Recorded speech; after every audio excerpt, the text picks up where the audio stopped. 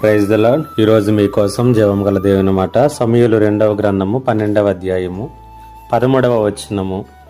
నేను పాపము చేసి తినని దావీదు నాతానుతో అనగా, నాతాను నీవు చావకుండినట్లు యెహోవా నీ పాపము పరిహరించును.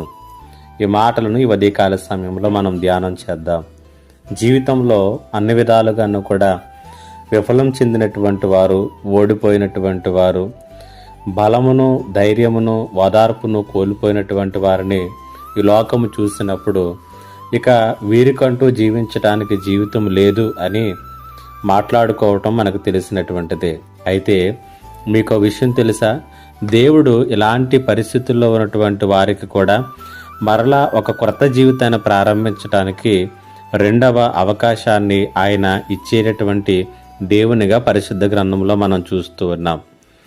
2వ సమూయేలు గ్రంథము 12వ అధ్యాయం 13వ వచనంలో మనము చదువుకున్నటువంటి ఆ మాటను జాగ్రత్తగా పరిశీలన చేసినట్లయితే, దావీదు దేవునికి వ్యతిరేకంగా జీవిస్తూ ఆయనకు ఆయాసకరమైనటువంటి పనులను చేస్తూ విఫలం చెందినటువంటి జీవితంలో జీవిస్తున్నాడు. ఓడిపోయినటువంటి స్థితిలో ఉన్నటువంటి దావీదు యొక్క జీవితము సారం కోల్పోయింది, ఆనందం ఆవిరైంది, సంతోషం కనుమరుగయ్యింది. ఈ రీతిగా జీవిస్తున్నటువంటి దావీదునకు దేవుడు మరలా తన యొక్క తప్పులను సరిదిద్దుకుని జీవించేటటువంటి అవకాశాన్ని కల్పించాడు.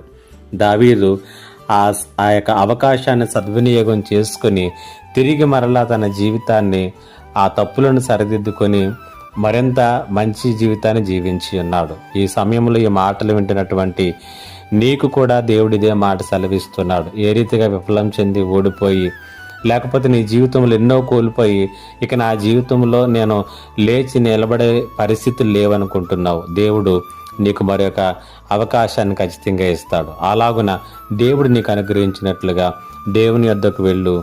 దేవుని ఎదుట నిన్ను నీవు సంపూర్ణంగా సమర్పించుకో. ఆయన ఇచ్చే రెండవ అవకాశాన్ని సద్వినియోగం చేసుకుని దీవెనకరమైన జీవితంను జీవించు. పరిశుద్ధాత్మ దేవుడు అట్టి కృపను మీకు అనుగ్రహించునుగాక.